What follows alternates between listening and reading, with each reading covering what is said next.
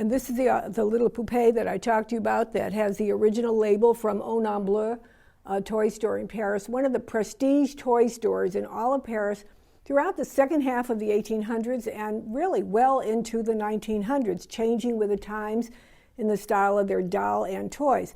This doll is so, well, I never like to call a doll mint because they're like us. They've been around. Every little doll will have something, but this one is so fresh and clean that if I were to call a doll mint, it might be this one. Beautiful, beautiful face. Look at the lovely rose eyeshadow on her eyelids, and I'm going to turn her around. You can see she has her original earrings still intact. She has her original hair. Very, very shapely body. A luxury feature that some have where they'll have some padding in the bosom so it will accommodate to the gown a little more appropriately in the way it's fitted. And now I'm going to lay her down because I want to show you her costume that came with her. There were her little pants with a drawstring at the back. There was her matching petticoat with the drawstring. There was her original chemise, her original factory chemise. She has her stockings. She has this wonderful little purse, a little leatherware on there, but this purse opens up and inside is this little leather envelope with this, like a little hanky folio. So it's absolutely a precious little piece. And she has a wonderful pair of black leather heeled shoes with the brown ribbon edging and little brown bows, and they are signed on the bottom, CC. But wait, there's more. There is her wonderful bonnet. Look at the outside. Oh, when you can find these bonnets in this fresh, original state, it's like a miracle, and I just love them. I think one could collect only fresh bonnets like this and it would be great, but this is wonderful. You can see the inside, how it's made. And then her gown. Now here's the sad part. This is the saddest part. The jacket is very frail. That's why we don't have her wearing it. We're just going to be showing it so you can have it restored, or you can use it as, if you were to be a couturier, you'd know exactly what she was wearing. But please don't take this apart. Please either save it or preserve it carefully for the future, because what it does have, that ironically is in wonderful condition except for some silk pleating down at the bottom, is her skirt. And it's really nice to be able to see how it's made with the muslin fitted around the waist, the drapes draped over each other, different silks, a patterned silk and a plain silk, and a different color silk. And I'm going to lift it up so you can kind of see how the stitching is done a bit. Sometimes I forget that many of you don't have the opportunity to see these original costumes and how precious that is to you to see. And then finally, in case the sun should be too bright, she has her little ivory tip parasol. It's very wonderful. Very, very precious doll to be able to find in this way. And while we're talking about dolls in their original presentations or costumes, I wanted to show you this. I think this has come back to us from a collection where we had sold it many years ago. It came originally from an original Paris shop. I think it was Au Non Bleu. And this is how the doll was presented. All of these French presentations were so extraordinary, and they made everything seem so very valuable and precious, even beyond the item itself. In its original little box with all of the lace edging around the outside and little rose silk ribbons is this beautiful little bébé by Raybury and Delfieur, a dainty little doll with a loose ball jointed body, so desirable to find, in perfect condition, with her little original chemise that she was presented, her little socks with the rose silk ribbons, the wig, matching rose ribbons in her hair, and I want to pick her up, show you that the wig went all the way down to her waist, She's just been waiting for you in this box for, well, what now? 135 years. Very, very precious. She has this wonderful little shirt with a little matching skirt, so like a little extra day dress. She has the hankies with the rose silk ribbons. She has the cashmere coat, long coat, which is very nicely done. Padded, by the way, I will tell you. Beautifully quilted on the inside with ivory satin.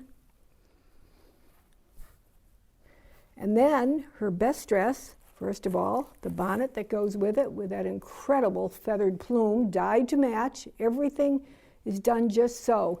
Look at the cording around the edge of the cap and the beautiful tied bow.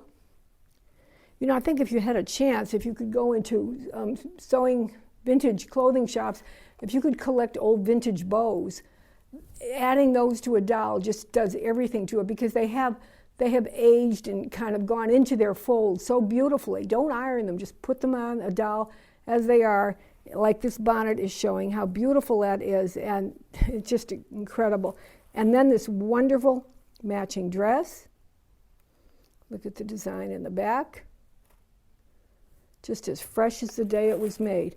And we have more little undergarments and handkerchiefs, and even a little, where'd it go? Even this little brush. So just wonderful, wonderful pieces to be able to find these. Anytime, again, you can find something all original. It is a gift that is immeasurable, and it helps us work into the history of the doll and to be so close to the dolls and to know more and more about them. And please try to keep them that way and keep every bit of documentation about them that you can. Now, just two other quick pieces to show you. I chose this girl because I think she has an extraordinary face. This is a Schmidt by Schmidt et Fils, and there are, I think, like 5 or 6 Schmidt and Fils dolls in this auction, and every one of them, one right after another, is so extraordinary. This one, again, I just took advantage of it. I picked ones that really spoke to me. And I think that's how many of you choose your dolls, so I just took advantage of being able to do that. This one spoke to me. I think she has an absolutely stunning face. Look at how they had that wonderful slope of the nose. There's got to be a name for that. But it's like a little turned up at the edge, but it slopes so beautifully. I'm going to turn her around. You can see this fabulous bonnet she's wearing. And come around one more time, just because I want you to really look at the spiral threading on those eyes.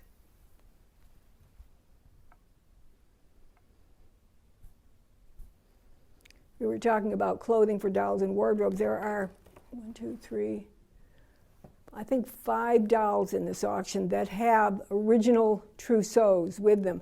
One in particular they're 2 dolls. They came from the same family from a chateau in France, and they're large. One of them has a wooden body, which is extraordinary to find, from Au Paradis des Enfants, and have all of these original costumes that go with them.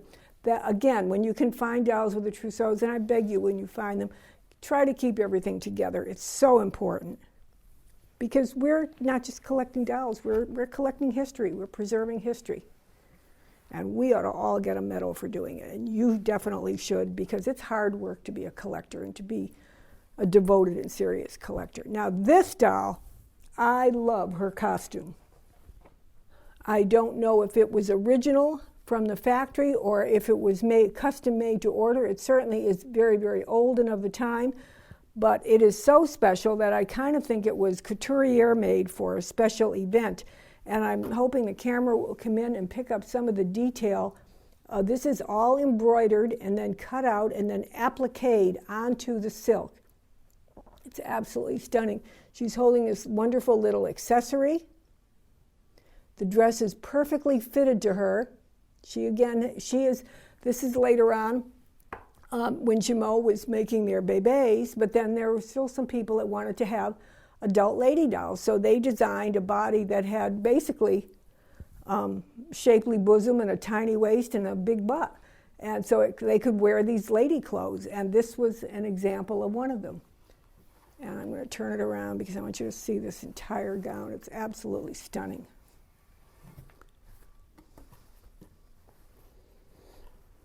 Look at the applique embroidery on the back there. And then on this side. And here's the underside of the dress, so you can kind of have more of an idea how it was made. And the original ivory and burgundy silk ribbons on the back that match the bustle and match the sleeves. Very, very beautiful. I'm next going to show you some, staying in my category of just showing you things I like, some dolls that I think are kind of curious or have interesting storylines to them. So let's get to those.